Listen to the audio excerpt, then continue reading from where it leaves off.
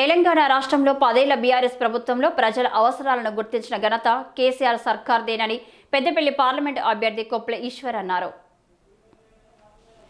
మంథని పట్టణంలోని గాంధీ చౌక్లో కార్నర్ మీటింగ్లో పార్లమెంటు ఎన్నికల ప్రచారంలో పాల్గొన్న ఎంపీ అభ్యర్థి కొప్పుల ఈశ్వర్ ఆనాడు రైతులకు ప్రజలకు కష్టాలు రాకుండా కేసీఆర్ చూశారని, ప్రతి పల్లెను ప్రగతి బాటలో నడిపించాలనే గొప్ప ఆలోచన చేసి కార్యాచరణ చేసిన చరిత్ర ఆయనకే దక్కిందన్నారు.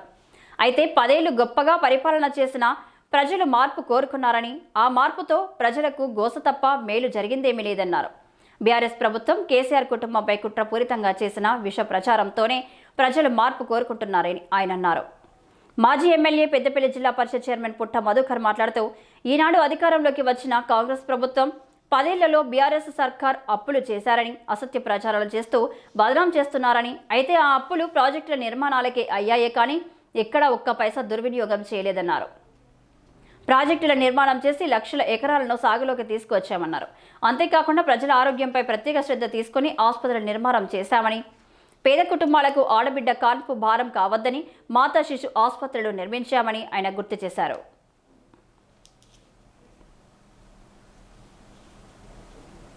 మందు బాటలు వచ్చి పెడతాను, ఓట్లు వచ్చినాయంటే డబ్బు సంచులు పట్టుకొస్తాను. మొన్నటిదాకా ఒక గరీబోని పైకి వస్తే రోడ్డు మీద పోయే లారీలు నాయా అన్నారు. ఆ లారీల కింద చచ్చిపోయాడు, నేనే చంపినా అన్నారు. సైకిల్ తోటి కింద పడి చచ్చిపోయినా పుట్టమల్లిగాడు చంపిస్తాడు అన్నారు. ఇలా 1000 లారీలు పోతున్నాయి, ఆపుతలేరు. ఇలా దోసుక తింటున్నారు. నన్ను మాత్రం మీకు దూరం చేశారు కనుక ఆలోచన చేయండి. గట్టనే చెప్పినోడి మాట వింటా ఉంటే ఏ విధంగా ప్రమాదం అవుతుందో, ఎదిగిన వాళ్ళని ఎదిగినట్టు చంపుతూ లేకపోతే వాళ్ళని కొనుగోలు చేస్తూ ఒక్కడిని దూరం చేసి ఆగం చేయాలని చూస్తున్నారు. ఈశ్వరుడు నాకు టైం లేదు, నాకేమో మీకు అన్ని విషయాలు చెప్పాలని ఉన్నది. ఆఖరి రోజు రాష్ట్ర ప్రజల గురించి ఒక్కసారి కాంగ్రెస్ పార్టీకి అవకాశం ఇవ్వండి, మేము పేదవారికి ఏం చేయబోతామని కాంగ్రెస్ పార్టీ ఒక 6 గ్యారంటీలు, అంటే కాంగ్రెస్ ప్రభుత్వం ఏర్పాటైనాక 100 రోజుల లోపలే విన్నారు కదా. 100 రోజులు ఆయన చెప్పినా చెప్పలేదా? మళ్ళీ ఇప్పుడు రాదురా తొందర ఏమో చెప్పాలి. ఎవరు చేస్తారు వ్యవసాయం ఎక్కువ? ఏ కులపోలు చేస్తారు ఎక్కువ? కాపోడేనా? ఇక కాపోలు ఉండగా ఎదిగిన కదా కథ. నన్ను చంపితే వాడు రావద్దుగా పైకిగా. చంపుడు అంటే మీరు అనుకుంటారు కత్తి పెట్టి పొడుచుడే అని. రాజకీయంగా ఎదగనియకపోతే ఇంకేమీ లేదు. దానికన్నా సచ్చుడే మీకు అర్థమైతే లేదు. ఇలా కొంతమంది బానిసలు పోతున్నారు, వాళ్ళకు మంచేందో చెడ్డేందో తెలియదు. వాళ్ళకు కాళ్ళు మొక్కి బతకాలని పోతున్నారు. కానీ నేను నా అవ్వని చూడలే. మా చిన్నమ్మ చూస్తుంది అక్కడ, మా చింతపట్లలో చిన్నమ్మ చూస్తుంది. మా అవ్వని నేను చూడలే, ఆమెకు తెలుసు. ఆమె చెప్పాను నిన్న మా అవ్వ గురించి. కానీ నేను రేషం గల్లా రోషం గల్లా బిడ్డను, నిజాయితీగా నీతిగా మీకోసమే బతుకుతా. కాళ్ళు మొక్కి బతక, మోసం చెయ్య. ఇగో మోసం చేసిండ్రు కనుక మీకు తెలవాలి. ప్రతి ఎకరానికి సంబంధించి పండించిన పంటకి కనీసం మద్దతు ధరతో పాటు 500 రూపాయలు బోనస్.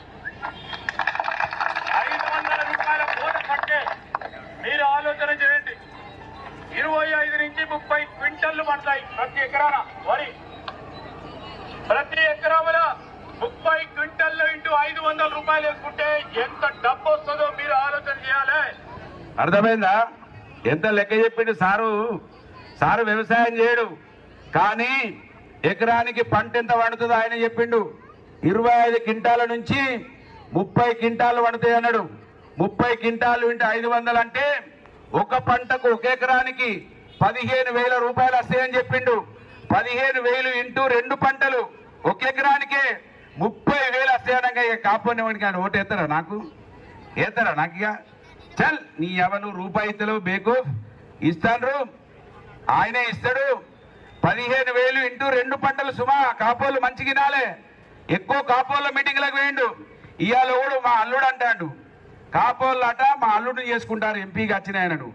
మరి ఆ బాపనోళ్ళు ఎందుకో వివేకుని అల్లుడు అంటలేరు? మరి అనాలా రాదా? మరి చెప్పాలా మీరు?